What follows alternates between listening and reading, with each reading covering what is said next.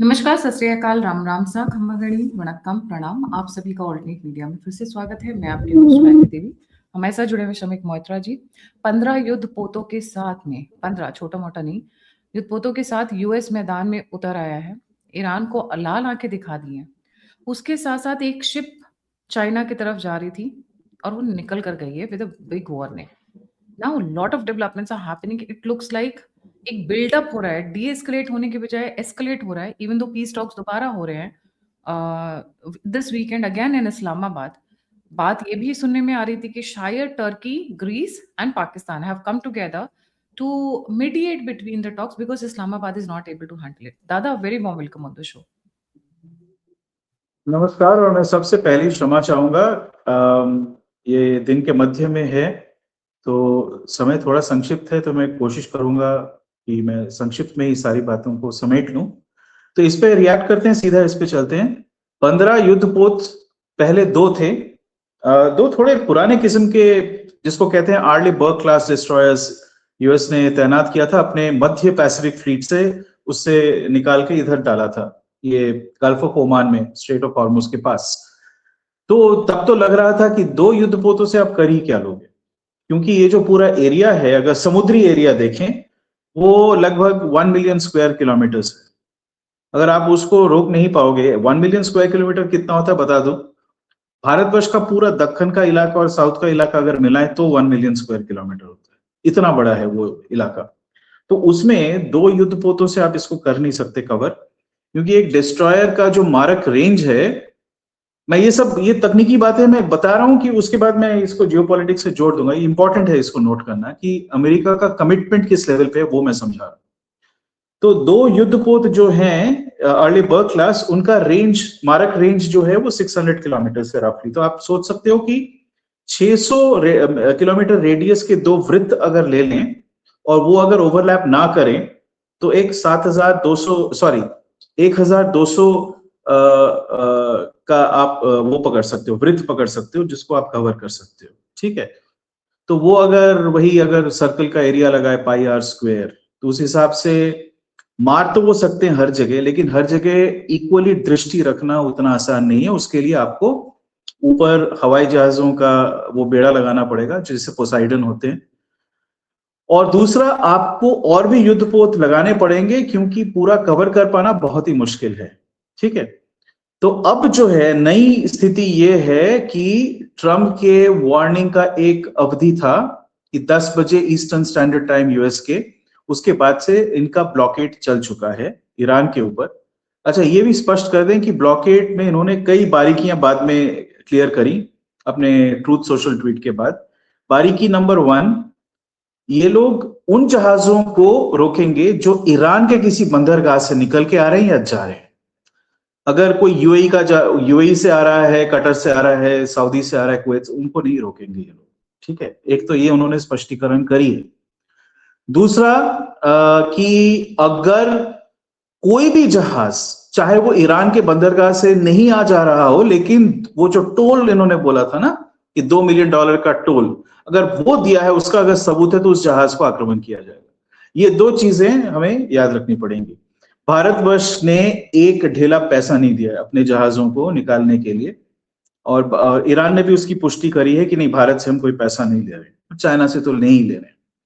अच्छा, अब मैंने कहा था कि 2 जहाज पर्याप्त नहीं है, पर अब इन्होंने 15 जहाजों का एक जखीरा, उन्होंने वहां पे बेड़ा जो है, जखीरा गलत शब्द है, बेड़ा जो है वहां पे लगा दिया है।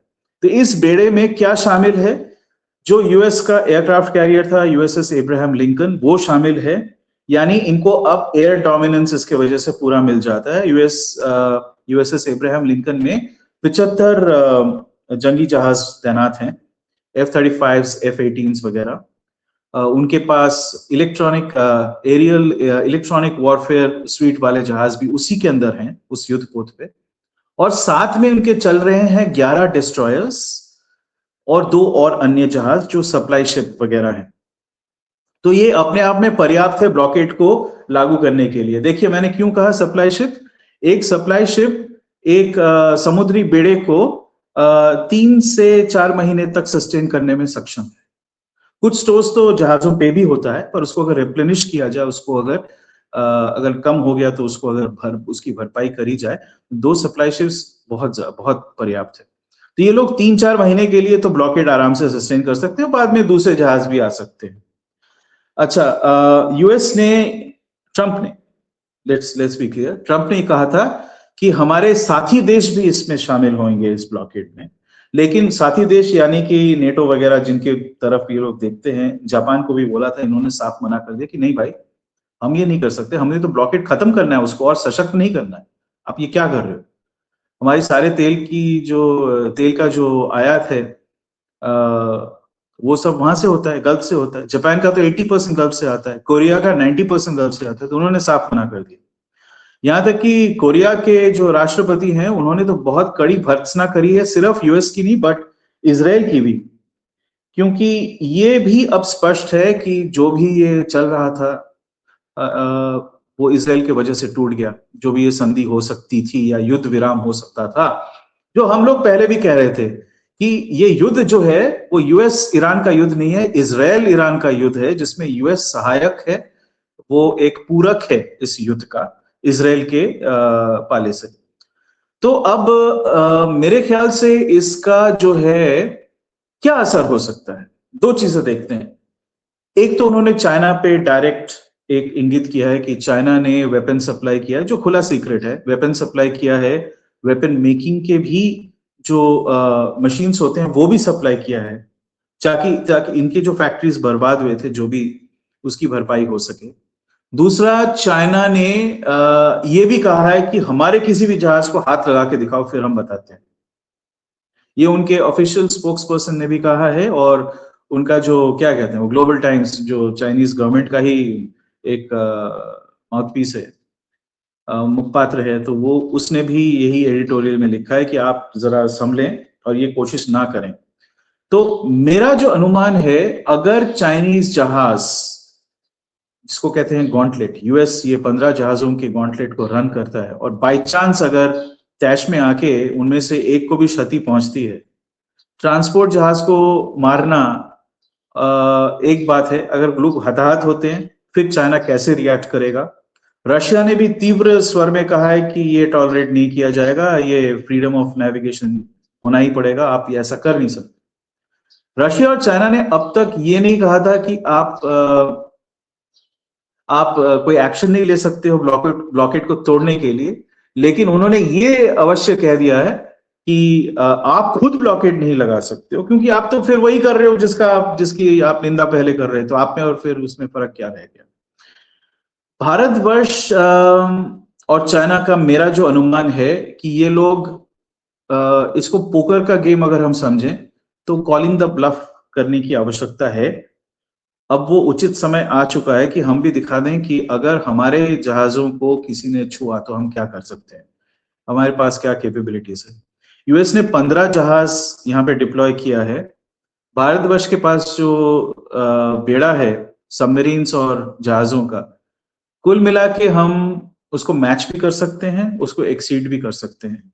मैं ये नहीं कह रहा हूं कि यूएस के साथ कन्फ्रंटेशन की आवश्यकता है, बट अगर हमारे जहाज गल्फ से निकल के आ रहे हैं, उसकी सुरक्षा के लिए हम अवश्य अपना नेवी तैनात कर सकते हैं, और वो डिक्लेरेशन ऑलरेडी आ चुका है। भारतवर्ष के 15 जहाज गल्फ के अंदर अटके हुए हैं, तो उनको बाहर निकाल के लाने के लिए भारतीय नौसेना का एक बेड़ा उधर जा रहा है। और अगर, मुझे तो नहीं लगता है ट्रंप इसको कोई छेड़खानी करेगा, किया तो फिर हमारे पास वो अथॉरिटी है मेरे ख्याल से कि हम भी उसका प्रत्युत्तर दे सके। अगर फायर किया तो हम प्रति फायर भी करेंगे। तो स्थिति जो है इसको डीएस्केलेट करने के बजाय एस्केलेट किया जा रहा है। इस एस्केलेशन के चलते अब देखिए सबकी निगाहें कहां पे थी, ये एक और बात है, उसको कह के फिर हम आगे बढ़ते हैं। सबकी निगाहें इस बात पे थी कि इजराइल जो है साउथ लेबानन और बेरूट पे काफी घातक हमले कर रहा है, सब उसकी निंदा कर रहे थे। यहां तक कि भारतवर्ष ने भी कहा कि आप सिविलियन एरियाज पे बमबारी ना करें, ये ठीक नहीं है, उचित नहीं है। बेरूत पे जो बॉम्बिंग हुआ था रिसेंटली, 303 लोग मरे, जिसमें से 61 बच्चे थे, और वो ज्यादातर शिया हिजबुल्लाह के सपोर्टर नहीं थे। तो इसके चलते अब सबकी निगाहें वहां से हटके फिर से इस पे आ गई है, कोई अब उसके बारे में बात नहीं कर रहा है। तो वहां पे एक खुला छूट मिल जाता है। और अगर आप 15 जहाजों का बेड़ा, जो एक इफेक्टिव बेड़ा है, लगा के ब्लॉकेट करते हो, उसके पीछे आप ट्रूप डिप्लॉयमेंट भी बढ़ा सकते हो, क्योंकि इनफ प्रोटेक्शन है। अब पहले जो इन्होंने डिप्लॉयमेंट किया था यूएसएस इब्राहिम लिंकन +6 डिस्ट्रॉयर्स, और बाकी जो किया था इसराइल के कोस्ट पे किया था, वहां से उसका कोई इफेक्टिव ईरान के ऊपर डायरेक्ट वो नहीं था, वो डिफेंसिव था। अब जो है ये ऑफेंसिव फोर्स है, और ये तो क्लियर है कि दुनिया का अभी भी सबसे ताकतवर नेवी यूएस का ही है। पर मैं इतना जरूर कहूंगा कि ये लोग अपनी वल्नरेबिलिटी भी बढ़ा रहे हैं, क्योंकि जो आर्ले बर्ग क्लास डिस्ट्रॉयर है यूएस का, उसका डिफेंसिव सिस्टम है एजिस, उसको एजिस कहते हैं। तो एजिस एक रेडार है जिसके साथ वो रेडार कंट्रोल करती है, so it can identify acquired targets, और जो उनके पास एंटी एयरक्राफ्ट मिसाइल्स हैं या क्लोज इन सपोर्ट वेपन्स हैं, उसको यूज करके वो अपने आप को डिफेंड कर सकती है। लेकिन ये जो सिस्टम है ये 1980 के दशक का है, उस पर अपग्रेड्स अवश्य किए गए हैं, लेकिन सुपरसोनिक और हाइपरसोनिक वेपन्स को डिफेंड करने में ये नाकामयाब रहेगी और रही है, ये नहीं डिफेंड कर पाएगी। तो अगर चाइना ने, जहां तक ये समझ में आ रहा है कि चाइना ने हाइपरसोनिक वेपन्स भी इनको प्रदान किया है, और ये भी लग रहा है कि Russia has sent it's technicians and probably एक S-500 सिस्टम भी ईरान के अंदर डिप्लॉयड है। उसी के चलते जो अमेरिका के 16 जहाज मारकर गिराए गए थे वो इस्फहान के रेड में। तो अभी ईरान के पास खुद का भी है और नया इंडक्ट किया हुआ वेपन सिस्टम्स भी है जो इनको थ्रेट कर सकते हैं। तो अगर ईरान ने, तो ये एक और चीज है, अगर ईरान ने जैसा कहा कि हम तो इसका एक्शन लेंगे, अगर उन्होंने कुछ वेपन्स फायर किया और उनमें से 2-3 आके इनके जहाजों को ठोका, तो वो वेपन्स इतने पावरफुल हैं, उनका एक तो काइनेटिक एनर्जी बहुत हाई है, प्लस एक्सप्लोसिव वॉरहेड 600 किलोग्राम से 1 टन का है, तो फिर वो जहाज तो यूएस का गिर जाएगा, उड़ जाएगा, डूब जाएगा। उसके बाद एस्केलेशन एकदम इनएविटेबल हो सकता है। अच्छा, कुछ लोगों ने, विशेषज्ञों ने, उनकी बात मैं मान लेता हूं, उन्होंने कहा है कि अगर इसको इफेक्टिवली हमें रेजिम चेंज करना है ईरान में, मान लेते हैं, उनके पास लगभग 6 लाख की आर्मी है, 2 लाख उनके पास IRGC है, तो 8 लाख का तो फौज तैयार है, प्लस 2 मिलियन पैरामिलिट्री है, बासिज फोर्स जिसको कहते हैं। तो ऐसे एक तंत्र को समाप्त करने के लिए आपको कम से कम, अगर मॉडर्न हथियारों से लैस, heavily armed, heavily trained and well equipped force भी चाहिए, तो भी 2 लाख से कम में तो होएगा नहीं। क्योंकि एग्जाम्पल वो लिया जाता है कि इराक को कॉन्कर करने के लिए यूएस ने पहले 3.5 लाख फिर 2.5 लाख फोर्सेस वहां पे रखे 10 साल तक। तो ईरान, जो कि इराक से 5 गुना बड़ा है साइज में, और उसके फोर्सेस भी उससे दुगने तिगने हैं, तो उसको अगर रेजिम चेंज करना है, आप सीधा जाके तेहरान पे कहाँ अटैक करोगे? वो तो बहुत 800 किलोमीटर भीतर है, तो आपको लैंड से ही जाना पड़ेगा और समुद्र के रास्ते से उतारना पड़ेगा। अब ये जो बेड़ा आया है अमरीकी, वो उसको प्रोटेक्ट करने में सक्षम अवश्य है। लॉसेस फिर भी होंगी, दिल सस्टेन लॉसेस, लेकिन वो प्रोटेक्ट कर सकती है। They can sanitise a stretch जहां पे वो फोर्सेस लैंड कर सकते हैं। और दूसरा, इराक के डायरेक्शन से, कुवैत के डायरेक्शन से वो लोग अपने लैंड फोर्सेस इंसर्ट कर सकते हैं। तो वो स्थिति, उस स्थिति की ओर ये बढ़ रहा है। तो युद्ध विराम तो दूर की बात, ये और भी विकराल रूप लेने वाला है, ये मेरा अनुमान है। हमारे लिए अच्छा नहीं है। हमारे लिए इसलिए अच्छा नहीं है क्योंकि मुझे इस बात की शंका नहीं है कि हमारे पास तेल वगैरह होगा कि नहीं। वो उसका भारतवर्ष की सरकार ने अच्छे कुछ कदम उठाए हैं। दाम शायद थोड़ा ज्यादा हो, लेकिन पर्याप्त मात्रा में हमारे पास ईंधन है। अभी तक जो कॉन्ट्रैक्टेड है, जहां तक दिख रहा है, 74 दिन का पहले था, फिर उसमें 26 दिन का और ऐड किया गया, और उसके ऊपर 60 दिन का और ऐड किया गया। तो लगभग आप कह सकते हो कि 5 से 6 महीना चिंता करने की आवश्यकता नहीं है। और फिर रशिया से इंक्रीज्ड इंपोर्ट्स होंगे, यूएस से, कनाडा से, ऑस्ट्रेलिया से भी इंक्रीज्ड इंपोर्ट्स होंगे। दाम थोड़ा ज्यादा लगेगा, तो उसका हमारा क्या होगा कि बजट में आप सब्सिडी कम करके इस पे ज्यादा खर्च करोगे, इन्फ्लेशनरी होगा, और पूरी तरह से सरकार प्राइस इंक्रीज को शील्ड नहीं कर पाएगी इस स्थिति में। जब तक ब्लॉकेड चलेगा, ये और इसी दिशा में जाने वाली है। दादा चाइना वाला जहाज जो लेकर गया उसके बारे में क्या डेवलपमेंट है? मैंने सुना कि US couldn't do anything while they passed away. मतलब कुछ नहीं कर पाई। चाइना का वो चाइनीज फ्लैग था, जहाज हैपाग-लॉयड का था, कंटेनर शिप बहुत बड़ा वीएलसीसी टाइप का था, तो वो निकाल के ले गए और चाइना ने बोला रोक के दिखाओ, तो रोक नहीं पाए। आप खुद ही सोचो ना, आप क्या कैसे करोगे? I mean China is a near peer of the US, उसके पास काफी तादाद में मिसाइल्स और न्यूक्लियर वेपन्स हैं, कहां तक वो उसको करेगी? और चाइना को आप भड़काओगे तो वो अपना वेपन्स जो है सप्लाई कर रही है ईरान को और बढ़ा देगी।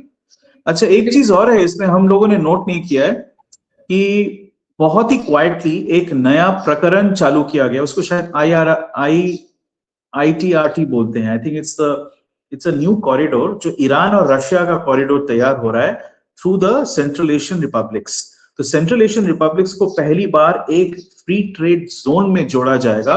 उनके यहाँ पे बहुत मात्रा में क्रूड ऑयल और नेचुरल गैस है, ठीक है, और ये सारा चाइना को सप्लाई किया जाएगा।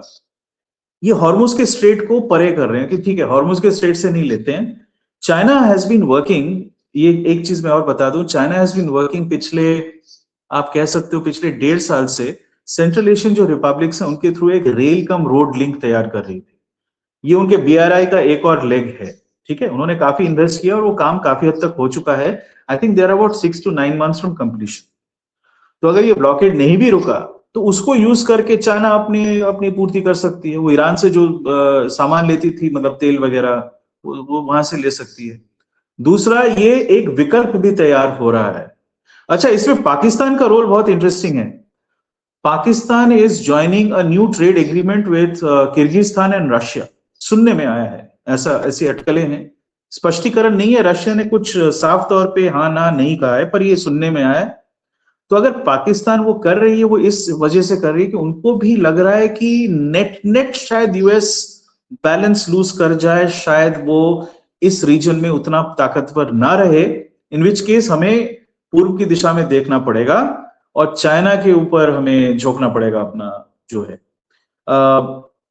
पर पाकिस्तान एक दोहरे डिलेमा में है कि उनका जो कर्ज है, जो उन्होंने सोचा था ईरान के साथ समझौता हो जाएगा, उसके रिवॉर्ड में अच्छे बच्चे को एक स्टार मिलेगा अमेरिकी सरकार से। वो स्टार क्या होगा? $5-6 बिलियन, जिससे अप्रैल में इनका जो IMF प्लस सऊदी अरेबिया और यूएई का लोन वापस करना है वो उससे रिटायर कर देंगे। पर वो हुआ नहीं है। उल्टा अमेरिका ने उनकी बड़ी तीव्र निंदा करी है और काफी मतलब झकझोर के उनको डांटा है कि भाई तुम्हारे देश से तो चाइना का हथियार तुम्हारे देश के थ्रू ईरान को सप्लाई हो रहा है, तुम ये क्या कर रहे हो? तो अब पाकिस्तान जो है बुरी तरह से फंस भी गया है, इसीलिए वो कोशिश कर रहे हैं कि कहीं रशिया के साथ समझौता करके चाइना के पाले में फिर से जोड़ा जाए। अब वही बात है ना, जो पाकिस्तान करती आई है वही करेगी। उनके पास खुद का तो कुछ है नहीं, तो कभी अपने आप को इधर बेचेगी, कभी उधर बेचेगी, जो भी देगा दाम वहां पे वो बिक जाएगी। तो वो स्थिति है। Anyway, that is an interesting aside कि वो लोग भी अपना एक नया फ्री ट्रेड जोन उसको ज्वाइन करने की कोशिश कर रहे हैं। बट ज्यादा इंटरेस्टिंग है कि पीस नेगोशिएशंस फिर से शुरू हो रही हैं। और अच्छा, while the peace talks are going on, Hamas का स्टेटमेंट पीस नेगोशिएशन नहीं होंगी। मैं अगर शुरू भी हुई, ये और भी बड़ा फेलियर होगा। मैं बताता हूं क्यों। आपने हमेशा हमें याद रखना चाहिए कि यहाँ पे ट्रंप कितना भी चिल्ला है, सब उसकी ओर दृष्टि डालते हैं। देखना चाहिए बीबी नेतन्याहू क्या कह रहा है, क्योंकि युद्ध हमेशा याद रखना चाहिए यूएस का युद्ध नहीं है, ये इजराइल ईरान का युद्ध है। और यूएस को इस वक्त, उसके डीप स्टेट को इजराइल भारी हद तक कंट्रोल करती है। ट्रंप प्रेसिडेंट बना ही इसलिए क्योंकि कुछ जायनिस्ट जो बिलियनियर्स हैं यूएस के, उन्होंने ट्रंप को सपोर्ट किया। ठीक है, मैंने एडलमैन फैमिली का नाम लिया था, कई हैं ऐसे, और उनका बहुत साफ इंस्ट्रक्शन है कि भाई तू इजराइल को सपोर्ट करेगा, एंड ऑफ स्टोरी। हमने तेरे को पैसा दिया है तो वो सपोर्ट उसको करना पड़ेगा। वो लोग क्या कह रहे हैं कि सबसे बड़ा शत्रु ईरान नहीं है, लेटेस्ट स्टेटमेंट ये आया है, सबसे बड़ा शत्रु तुर्की है, और अगर तुर्की ने कुछ किया तो हम तुर्की पे आक्रमण करेंगे। नेतन्याहू ने तो ओपनली बोला है, मैं तो तुर्की पे आक्रमण करूंगा, ईरान को पहले सुलटा के फिर तुर्की पे हमें ध्यान देना होगा। उसने भाया कहा है उसके बाद पाकिस्तान भी हम देखेंगे। तो ये अगर तुर्की के, तो अच्छा वो तुर्की ग्रीस नहीं था, वो तुर्की, और वो फिर से पाकिस्तान कोशिश कर रही है। तो मुझे तो नहीं लगता है उसका भी कुछ अच्छा नतीजा निकलने वाला है। हाँ, ये हो सकता है कि अगर चाइना जो ईरान का आका नहीं है, जैसे पाकिस्तान का आका तो चाइना है, कभी यूएस है। ईरान का कोई आका नहीं है। ईरान थोड़ा प्रॉक्सी अवश्य करता है चाइना के साथ, क्योंकि उनका इंटरेस्ट, उनका उल्लू भी सीधा होता है उसमें। लेकिन ऐसा नहीं है कि ईरान के लोग जो हैं चाइना कहेगी वो उठेंगे, उठ उठ बैठ बैठ, ऐसा नहीं है। तो अगर चाइना के इशारे पे नए, क्योंकि ईरान ने बोल दिया पाकिस्तान एक्सेप्टेबल नहीं है, तो एक नया अगर मध्यस्थता करने वाला जैसे तुर्किया उभर के आती है, मुझे नहीं लगता वो भी सक्सेसफुल होगा, क्योंकि इजराइल हैज कैटेगोरिकली स्टेटेड कि या तुर्की ना पाकिस्तान, किसी पे हम भरोसा नहीं करते, इनफैक्ट ये हमारे शत्रु हैं। तो ऐसी स्थिति में कहां से ये युद्ध रुकेगा उसके चलते? अगर इजराइल ने नहीं किया, Israel is not part of the discussion, तो ये युद्ध विराम इसका सोल्यूशन मुझे होता हुआ नजर नहीं आता, बिल्कुल नजर नहीं आता। और वही हुआ ना, पहले भी हम कह रहे थे पिछले हफ्ते, हाँ ठीक है टॉक्स हो रहे हैं, कुछ लोग इंडिया में कह रहे थे देखा पाकिस्तान कैसे शातिर हैं, बहुत बढ़िया है। अरे भाई शातिर लोगों का क्या हालत हुआ देखा ना इसमें पढ़ के, वो ना इधर के रहे ना उधर के। But Netanyahu seems to be justified in his act, because ये देखिए ना क्या स्टेटमेंट आया पीसफुल के हमास का, आई मीन हमास के कमांडर्स जो कि बहुत ही पीसफुल हैं। Our issue is not just Palestine, our issue is killing every non Muslim काफिर, we will pursue Jews and Christians, इसके बाद लिखा हुआ है टिल कयामत, until you know till hell and heaven। इस तरीके का स्टेटमेंट आज आया है 2 घंटे पहले। तो जब हमास के इस तरीके की स्टेटमेंट्स हैं जिन्होंने 7 अक्टूबर ऑर्केस्ट्रेट किया था, जहां पे छोटे बच्चों को अवन के अंदर डाल दिया था, महिलाओं को नंगा करके परेड किया था और अपनी जैसे बाउंटी होती है ना, डेड बॉडीज को अपनी बूट में लेकर गए थे। और ये तो उनके स्ट्रेट इंटरप्रिटेशन में तो ये जायज है, तो इसलिए वो वही कर रहे थे जो जायज उनको बताया गया बचपन से, वही कर रहे थे ये लोग। तो इजराइल जो है, देखिए इजराइल पहला इब्राहिमिक धर्म है, दूसरा इब्राहिमिक धर्म क्रिश्चियनिटी है, तीसरा है इस्लाम। ये सारे ही एक किताब से डिराइव्ड है, ओल्ड टेस्टामेंट, न्यू टेस्टामेंट और उसके बाद कुरान, बुक एक ही है। और इनके जो प्रॉफिट्स हैं वो सारे भी कॉमन हैं, ओके, एक्सेप्ट ज्यूज जो हैं वो मूसा पे आके रुक जाते हैं, क्रिश्चियन जो हैं वो जीसस पे रुक जाते हैं, और जो इस्लामी धर्म के अनुयायी हैं वो मोहम्मद पे आके रुक जाते हैं, लेकिन बाकी सबको मानते हैं ये लोग। तो ये जो है ना, ये एक अंतर्द्वंद्व है इनका, और कट्टर सारे ही दल हैं। लेकिन हमारे दृष्टिकोण से अगर हम देखें, Israel is enabling us, helping us. Israel अगर तुर्की और ईरान और पाकिस्तान को कमजोर करती है तो हमारे लिए अच्छा है। हाँ, हमें थोड़ा सा नुकसान अवश्य उठाना पड़ेगा, क्योंकि हमारे तेल का लगभग 25% गल्फ से आता है, 40% नेचुरल गैस वहां से आती है। लेकिन हमारे पास विकल्प हैं, हमारे पास विकल्प हैं, ऐसा नहीं है कि विकल्प नहीं है। और 3-4 साल में ये सब बिल्कुल इरेलेवेंट हो जाएगा, क्योंकि थोरियम के दिशा में हम लोग जो आगे बढ़े हैं, सेकेंड स्टेज हमने कवर किया, फास्ट ब्रीडर रिएक्टर तैयार है, इसको आप स्केल अप करके मास स्केल पे करेंगे थर्ड स्टेज में, तो India will be self sufficient in energy. 60% will come from nuclear power, जैसे फ्रांस की स्थिति है। बाकी आपका दूसरे ऑल्टरनेटिव सोर्सेस हैं, और हमारे पास भी नए तेल के भंडार निकल रहे हैं, अंडमान में, बलिया में, साउथ 24 परगनाज में। तो हम लोग एनर्जी सफिशिएंसी की तरफ अवश्य बढ़ेंगे, और नया हाइड्रोजन इकोनॉमी भी तैयार किया जा रहा है, ठीक है। फिर एथेनॉल का भी हमने अच्छा वो किया है, उसमें ठीक है कुछ डिबेट हो सकता है, लेकिन सफिशिएंसी के तौर पे अगर देखें तो हमारे पास पर्याप्त है। 3-4 साल में ये स्थिति नहीं रहेगी। हाँ, इस दौरान में हम थोड़ा बहुत सफर करेंगे प्राइस की वजह से।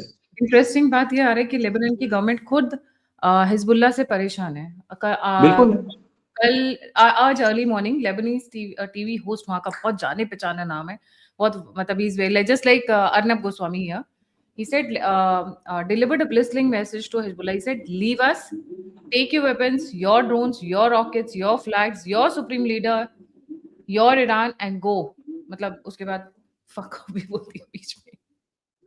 तो हिजबुल्लाह से ऐसा नहीं है कि लेबनान परेशान नहीं है, वो लोग भी बहुत परेशान है। एंड दे वांट, तो बहुत सीधा है, हिजबुल्लाह हारेगी, हमास भी हारेगा, ठीक है। Houthis are too far away to do anything except वो नुइसेंस बनेंगे रेड सी में, वो बैबल मंदाब के स्ट्रेट में वो एक नुइसेंस बनेगी, जैसे अभी ईरानी लोग हॉर्मुज स्ट्रेट में थोड़ा बहुत नुइसेंस बन के बैठे हुए हैं। मुझे इतना ही वो है कि यूएस की जो दादागिरी चल रही है, जो गैंगस्टरिज्म ये लोग चला रहे हैं दुनिया में, जो मैं कहूंगा वही करना पड़ेगा। उसके खिलाफ ये लोग खड़े हुए हैं, ये कट्टरपंथी हैं, वो पागल हैं, लड़ने दो इनको। हमें अगर छुआ तो हम सक्षम है अपने आप को डिफेंड करने को। मुझे नहीं लगता, मैं बेट लगा सकता हूं किसी के साथ, ये इंडिया के एक जहाज को छू के दिखाए यूएसए, या चाइना के किसी भी जहाज को छू के दिखाए। दिख गया ना, नहीं कर पाए कुछ। दादा एक चीज और हुई है, स्पेन ने यूएस का साथ छोड़ के चाइना का हाथ पकड़ लिया है। लुक्स लाइक कि Europe is getting divided between, sorry, Europe is getting divided between एक यूएस। चीज और है, बिल्कुल बिल्कुल, एक चीज और है, वहां पे जो राइट विंग भी है ना, वो लोग भी, और यूएस के अंदर मेगा मूवमेंट, ये सब ट्रम्प से परेशान है। बोले तुम तो यार एक ही देश के लिए काम कर रहे हो, तुम कहां अपने देश के लिए काम कर, तो उसके लिए भी नहीं काम कर।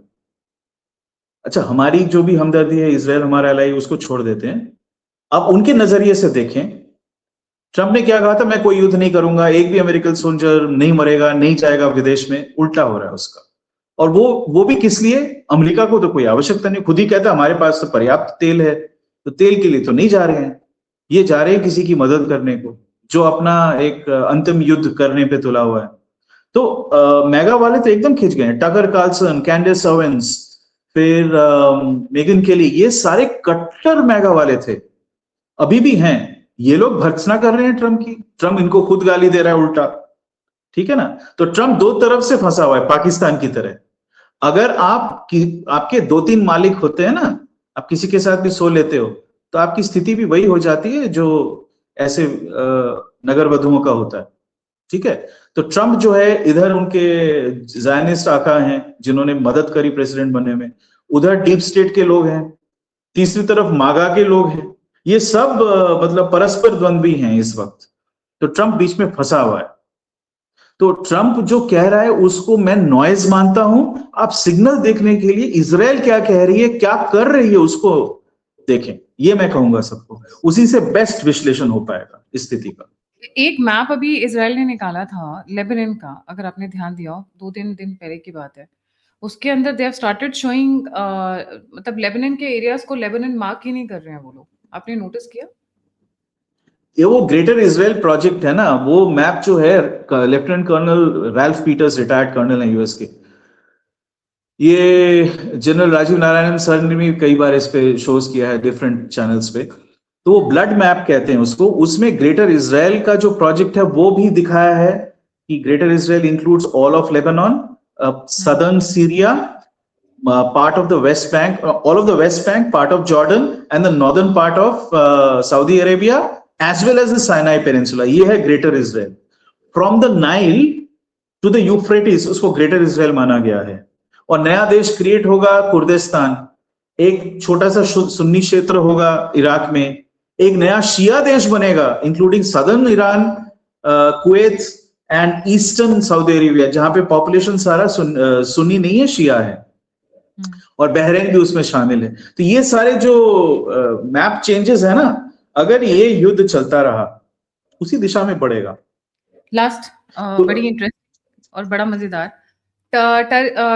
Iran is playing digital game with Trump. आपने देखे होंगे आज मिलानिया ट्रम्प और अच्छा, एक मिनट, मैं कुछ कहना चाह रहा था, उसमें मैप्स में वो कहना आवश्यक है, उस मैप में सिस्तान बलूचिस्तान और पाकिस्तान बलूचिस्तान एक देश है, पाकिस्तान के 4 टुकड़े बने हुए हैं, सिंध अलग है, पंजाब अलग है, Punjab is the new Pakistan, Khyber Pakhtunkhwa पूरी तरह से अफगानिस्तान में मिल चुका है, गिलगिट बाल्टिस्तान उस मैप के अनुसार अफगानिस्तान में है, और पीओके इंडिया को दे दिया गया है। मैं उससे सहमत नहीं हूं, हमें होना भी नहीं चाहिए, गिलगिट बाल्टिस्तान आवश्यक था, हमने 1 इंच जमीन भी नहीं छोड़ेंगे उसका, वो अलग बात है। वो उस मैप पे ये भी है, तो पाकिस्तान के टुकड़े करने में भी शायद इस दिशा में बढ़ा जा रहा है। अंदर अंदर क्या बातें हुई हैं, इस पे एक अलग शो करना चाहिए हमें। गल्फ में एक ही देश है मुझे जो लगता है जो इसको सर्वाइव करेगी और ठीक ठाक रहेगी, वो है यूएई। लेकिन वो थोड़ा सा वीकेंड जरूर होगी, क्योंकि स्थिति डायरेक्टली यूएई पे अटैक्स होंगे और हो रहे हैं। एनीवे, सॉरी, आप कुछ कह रही थी, उसको समाप्त कर। दादा ये वाली बात तो पता ही नहीं थी कि उन्होंने पाकिस्तान के टुकड़े टुकड़े कर दिए। हाँ, ब्लड मैप में क्लियरली दिया हुआ है, 4 टुकड़े हैं उसमें। अच्छा, ओके, वो आप लोग गूगल करें ना, ब्लड मैप अगर लिखेंगे, Ralph Peters, RALPH, PETERS, colonel Ralph Peters blood map, तो आप सबको दिख जाएगा। Google map, blood map, blood Google map, blood map, if you Google now, अभी भी आप दिखा सकते हैं दर्शकों। Ralph blood map, if you just type blood map, Ralph Peter, मैंने मीटर लिख दिया गलती से, सॉरी। हाँ, Peter. Okay, that's very interesting. This is getting way beyond our imagination. ये तो पूरा पाकिस्तान को ही तोड़ के रख दिया इन्होंने। बिल्कुल। I am not getting a good version, probably by next show में एक और इसका निकाल। हाँ, नेक्स्ट शो में एक अच्छा सा उसका मैप निकाल के उसको स्टडी करके बताएं। अभी सामने आ रहा है वो बहुत हैपहैज़र्ड है, and it does not include Pakistan वाला part, it only includes Iran, Israel and the वो जो इनका अच्छा, नहीं, पूरा ब्लड मैप जो है वो भारतवर्ष से लेके इजराइल तक पूरा सब कुछ दिखाया गया। ओके, एंड लास्ट मैं कह रही थी, ईरान ने बहुत सारे मीम्स निकाले हैं, मेलानिया ट्रम्प को टारगेट किया हुआ है मीम्स के अंदर। और ये तो स्पष्ट है कि Melania Trump, Freudian slip, Melania Trump, वो काफी घनिष्ठ थी एप्स्टीन के साथ। जेफरी एप्स्टीन की काफी घनिष्ठ थी, कई फोटोग्राफ्स हैं उसके साथ, और जैसे फोटोग्राफ से दिखता है कि ये घनिष्ठ मित्र हैं, तो उन्होंने काफी मतलब डिनाई किया कि नहीं ऐसा कुछ नहीं था वगैरह वगैरह, लेकिन सबको पता है कि क्या क्या था। बहुत ही घटिया और वाहियात है, मैं कहूंगा एकदम अधार्मिक आसुरिक लोग हैं अमेरिका में जो अभी काबिज हैं पावर में, सबके सब। Everybody matters only about the money, कोई एथिक्स नहीं, कोई मोरालिटी नहीं है, कुछ नहीं, सिर्फ, and it's not just money, all जितना भी डिप्रेव्ड चीजें होते हैं, गलत काम, सब कल्पना से परे है हमारे। So will keep a tab on it दादा, कि भाई चाइना इस तरीके से मतलब चिल्लाते रहो, हम तो लेकर जा रहे हैं अपनी शिप, जो करना है कर लो। हाँ, अच्छा, लास्ट जो करना है करो। हाँ, एक some drones have hit their warships, US warships, and I think काफी बिग होल्स हो गए हैं, so they are taking it back to the base, और probably it is about to sink. कुछ ऐसी ऐसी बातें भी सुनने में आ रही हैं I social haven't seen it yet, मैं उसको देख लूंगा, पर मुझे आश्चर्य नहीं होगा अगर ऐसा हुआ है तो। वही तो कह रहा हूं ना कि अगर आप इतना क्लोज जा रहे हो, that means you are exposing yourself, you are prepared to take those hits, क्योंकि ईरान तो हिट करेगा ना, Iran has nothing to lose, वो अवश्य हिट करेगी। It is nothing to lose. जी, बिल्कुल से। थैंक यू सो मच दादा फॉर ज्वाइनिंग। जाने से पहले सभी व्यूअर्स से रिक्वेस्ट है, please don't forget to like, subscribe and share the alternate media. अगर आप मेरी मदद और सहायता करना चाहते हैं तो आप दिए हुए नंबर और यूपीआई पे कंट्रीब्यूट कर सकते हैं। आप मुझसे जुड़ना चाहते हैं, इन्फॉर्मेशन शेयर करना चाहते हैं, तो सभी लिंक्स डिस्क्रिप्शन बॉक्स में। इसी के साथ जय हिंद, जय श्री राम, हर हर महादेव। ओम नमः शिवाय, जय हिंद।